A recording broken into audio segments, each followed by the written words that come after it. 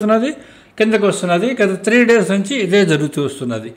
So రేపు మనం watch చేసుకోవాల్సింది రేపు ట్రేడింగ్లో 23,862 క్రాస్ అవుతుందా లేదా అన్నది మాత్రం మనం వాచ్ చేసుకోవాల్సి వస్తుంది. 23,862 కనుక క్రాస్ అయితే 24,000కి వెళ్ళే అవకాశం చాలా ఎక్కువ ఉంటుంది. అది క్రాస్ అవుతుందా లేదా అక్కడి నుంచే రివర్స్ అవుతుందా అన్నది రేపు మనం ఓపెన్ అయిన తర్వాత మాత్రమే చెక్ చేసుకోవాల్సి వస్తుంది.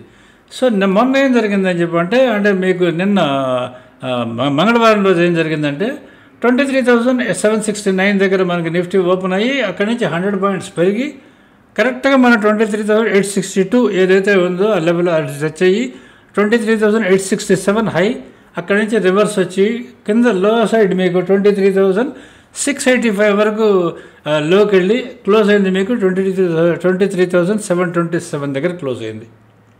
సెన్సెక్స్ కూడా ఆల్మోస్ట్ ఫ్లాట్గా క్లోజ్ అయింది. నిఫ్టీ కూడా -26 పాయింట్స్ ఇలా డౌన్లో క్లోజ్ అయినాయి.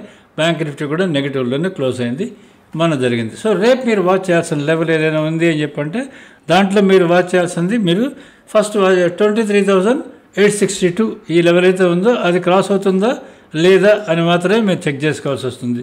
23,862 is the level to watch. అది కానీ క్రాస్ అయితే మీకు పెరుగుతుంది, అది కానీ బ్రేక్ అయితే మాత్రం మళ్ళీ కిందకి వెళ్ళే అవకాశం చాలా ఎక్కువ ఉంటుంది. ఇది ఒకసారి మీరు చెక్ చేసుకోవాల్సి వస్తుంది. సో చాలామందికి అర్థం కాదు ఏంటంటే మనకు ఫస్ట్ హాఫ్ అంతా బాగా పెరిగిపోయింది, సెకండ్ హాఫ్ అంతా పడిపోయింది. ఎందుకు పడిపోయింది అని చెప్పి చాలా మటుకు ఎవరికి అర్థం కాని సమస్య. కానీ మీ అందరూ గుర్తుపెట్టుకోవాల్సింది ఏంటంటే మోస్ట్ ఆఫ్ ద ట్రేడింగ్లో మీకు క్యాష్ ట్రేడింగ్ కన్నా స్పాట్ ఇండెక్స్ ట్రేడింగ్ కన్నా ఫ్యూచర్స్ ట్రేడింగ్ చాలా ఎక్కువ ట్రేడ్ అవుతూ ఉంటుంది. అందుకని ఫ్యూచర్స్ రోల్ చాలా ఎక్కువ ఉంటుంది. మన ఎస్పెషల్లీ నిఫ్టీ, బ్యాంక్ నిఫ్టీ, ఫిన్ నిఫ్టీ మూమెంట్స్లో, సెన్సెక్స్ మూమెంట్స్లో మీకు ఫ్యూచర్ మూమెంట్లో చాలా ఎక్కువ ఉంటుంది. ఫ్యూచర్ ఓపెన్ ఇంట్రెస్ట్ చాలా రోల్ ప్లే చేస్తుంటుంది. ఇక్కడ మీరు చూడండి, మీకు చెక్ చేసుకోండి. మీరు Nifty future interest first half మనకు షార్ట్ కవరింగ్ జరిగింది. అందుకని త్రూఅవుట్ ద డే అప్లో ఉన్న ఫ్యూచర్స్ నిన్న క్లోజింగ్ ఎప్పుడంటే మంగళవారం రోజు అది అప్లోనే క్లోజ్ అయింది. ఫ్యూచర్ అయితే అబ్బాయి 2.4 పాయింట్స్ అప్లో క్లోజ్ అయింది, షార్ట్ కవరింగ్ జరిగింది. దాని కింద చూడండి స్టాక్స్ వరుసగా మనకు వస్తున్నాయి. ఐటీసీ షార్ట్ కవరింగ్ జరిగింది, టీసీఆర్ షార్ట్ కవరింగ్ జరిగింది, అందుకని అప్లో క్లోజ్ అయింది. రిలయన్స్ షార్ట్ కవరింగ్ జరిగింది, అది అప్లో క్లోజ్ అయింది. దాని తర్వాత నేను చూడండి ఎల్ఎన్టీ లాంగ్ అన్వైండింగ్ జరిగింది, అది నెగిటివ్కి వచ్చింది. భారతీయ ఎయిర్టెల్ లాంగ్ అన్వైండింగ్ జరిగింది, అంటే వదిలించుకున్నారు, ఓపెన్ ఇంట్రెస్ట్ వదిలించేసుకున్నారు. మారుతి లాంగ్ అన్వైండింగ్ జరిగింది, ఇన్ఫోసిస్ లాంగ్ అన్వైండింగ్ జరిగింది, బజాజ్ ఫైనాన్స్ లాంగ్ అన్వైండింగ్ జరిగింది. ఇక్కడ ఇచ్చిన స్టాక్స్లో రైట్ సైడ్ తీసుకుంటే మీరు బ్యాంక్స్ చూడండి, మీకు బ్యాంక్ నిఫ్టీ లాంగ్ అన్వైండింగ్ జరిగింది. అందుకని అది పొద్దున్న నుంచి అది డౌన్లోనే ఉంది. ఫ్యూచర్స్ ఓపెన్ ఇంట్రెస్ట్ తగ్గిపోయింది డౌన్కి వెళ్ళింది కాబట్టి లాంగ్ అన్వైండింగ్ జరిగింది. కోటక్ అది షార్ట్ కవరింగ్ జరిగింది, అందుకని అది అప్లో క్లోజ్ అయింది. యాక్సెస్ అప్లో క్లోజ్ అయింది, షార్ట్ కవరింగ్ జరిగింది. ఐసిఐసిఐ బ్యాంక్ షార్ట్ కవరింగ్ జరిగింది, అప్లో క్లోజ్ అయింది. హెచ్డిఎఫ్సి బ్యాంక్ అది లాంగ్ అన్వైండింగ్ జరిగింది, ఫ్లాట్గా ఉంది. ఎస్బీఐ అండ్ ఇండస్ఇండ్ బ్యాంక్ ఈ రెండు కూడా లాంగ్ అన్వైండింగ్ జరిగాయి. ఇలా జరిగాయి కాబట్టి కొన్ని అప్పు షార్ట్ కవరింగ్ జరుగుతున్నాయి, కొన్నిట్లో లాంగ్ అన్వైండింగ్ జరిగింది. కాబట్టి మనకు మార్కెట్ ఆల్మోస్ట్ ఫ్లాట్గా క్లోజ్ అయింది మంగళవారం రోజు.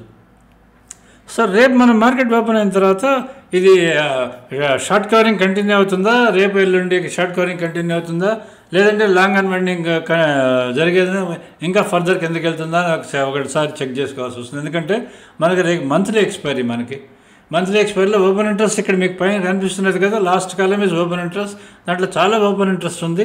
ఈ ఓపెన్ ఇంట్రెస్ట్లో ఎంత ఓపెన్ ఇంట్రెస్ట్ రోల్ ఓవర్ అవుతుంది, అంటే ఈ ఓపెన్ ఇంట్రెస్ట్లో ఎంతవరకు నెక్స్ట్ మంత్ క్యారీ అవుతుంది అనేది అది మెయిన్ ఇంపార్టెంట్.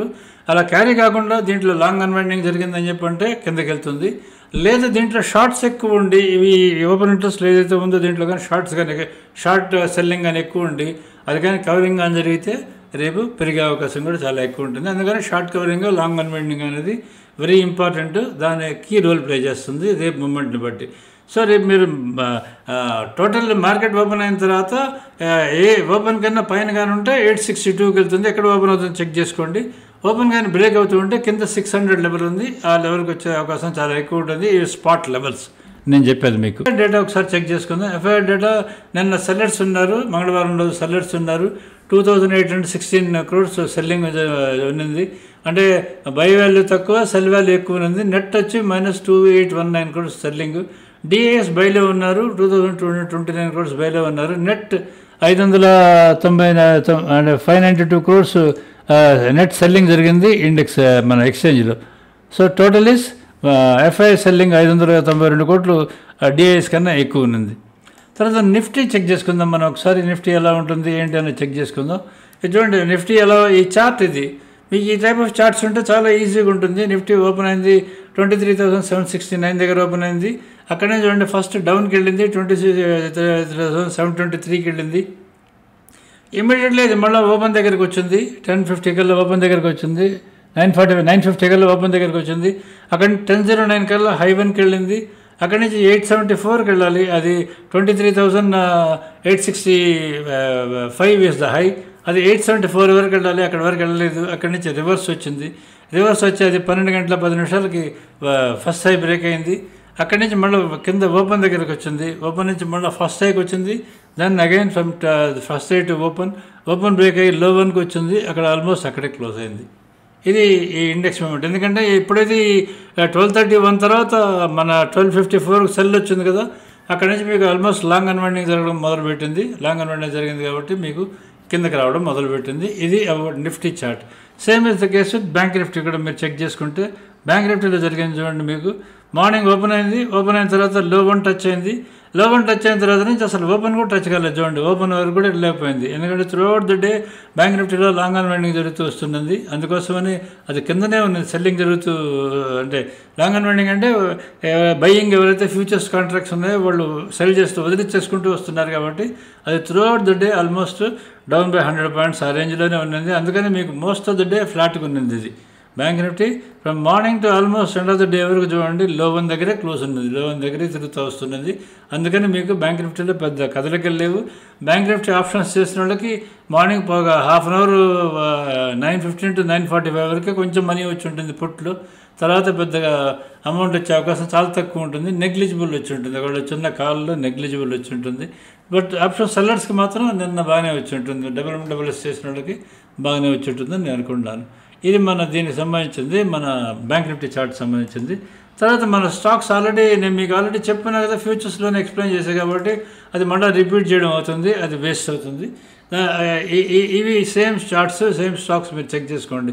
భారత్ ఎయిర్టెల్ ఇవన్నీ ఉన్నాయి చూసారా, ఇవి మన దాంట్లో బై ఉంటే బై అని మీరు చేసుకోవచ్చు, సెల్ ఉంటే సెల్ అని చూసుకోవచ్చు. ఇవి టోటల్ మన స్టాక్స్ సంబంధించిన డీటెయిల్స్.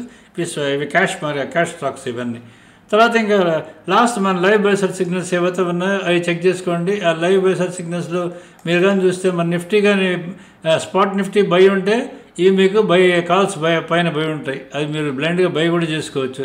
మీరు కానీ స్పాట్ నిఫ్టీ సెల్ కానీ ఉందని చెప్పంటే ఇక్కడ బ్యాంక్ నిఫ్టీ సెల్ ఉంటుంది, సారీ నిఫ్టీ మీకు పుట్ ఆప్షన్స్ బై ఉంటాయి. పైన ఏదైతే బై ఉంటుందో అది పైన వస్తుంది, దాన్ని మీరు బై చేసుకోవడము. ఆప్షన్ బయర్స్ అయితే బై చేసుకోండి, మీరు ఆప్షన్ సెల్లర్స్ అయితే కింద ఏది ఉంటుందో దాన్ని ఫస్ట్ ఉన్నది మీరు బై చేసుకోండి. అకార్డింగ్లీ మీకు వస్తుంది. అంటే మీకు ఆప్షన్ సెల్లర్స్ అనుకోండి, మీరు లాస్ట్ ఏదైతే ఉంటుందో యూ విల్ గెట్ బెనిఫిట్ అని నేను అనుకుంటున్నాను. సబ్స్క్రైబ్ టు మార్కెట్ ಮಾಡಿ ఫర్ హ్యాపీ విత్ అస్. నేను మా లైవ్ బేసిస్ సబ్స్క్రైబర్స్ అయ్యండి. మీరు సబ్స్క్రైబ్ అని చేసుకోకుండా తప్పకుండా రెన్యూ చేసుకోండి. Thank you.